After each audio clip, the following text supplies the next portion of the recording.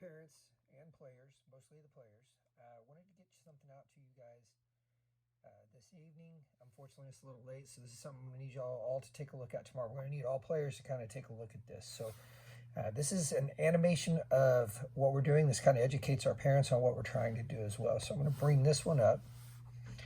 This is kind of our building out of the back layup. We've got our goalie, number 1 position, number 2 and number 3 on the wing, number 4 our center back, and number 5 is our striker.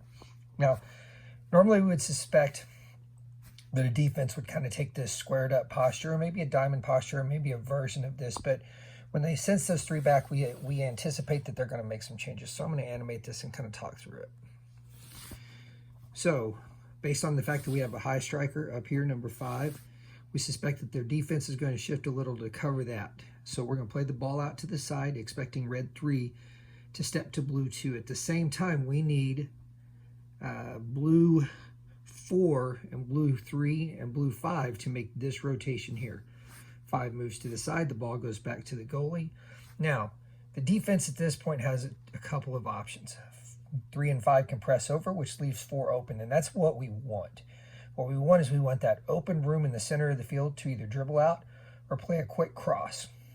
So if red 5 steps over to 4 and everybody's covered, we want our goalie to start to come out, and then we either have that or we have an immediate hard pass across the field to blue number 5. So that's kind of our basic concept for getting out of the back. Now, there are a lot of variations once we get there, but the primary emphasis that I want to make sure that we talk about here is that when we set up in this position, our primary job is to try to get to blue 4. Okay, so blue 4 is going to go opposite of the ball. We need to make sure that we understand that. So when I mean opposite of the ball goes to 2, blue 4 is going to take the place of blue 3. Blue 3 is going to run down the line, 5 is going to shift.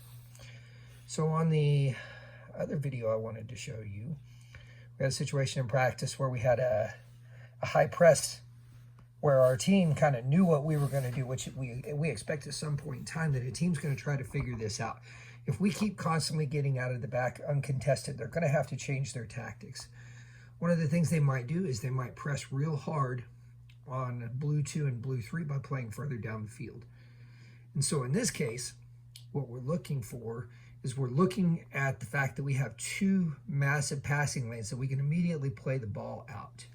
So what I'm going to do is I'm going to run this as an animation here. So what we can do here is we should see this pop up. We have these are the 2 huge passing lanes of opportunity.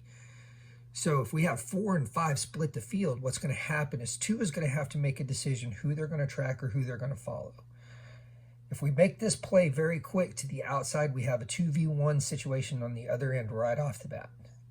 So we make that pass, and then from there we have 2v1 with blue 4 and blue 5 up against red 2. So that's kind of what we're looking for. Those are the 2 primary things that we want to make sure that we understand when we have a lot of pressure on our end, how we're going to get out. When we have softer pressure, how we're going to get out. If there's any questions, let me know. Thank you.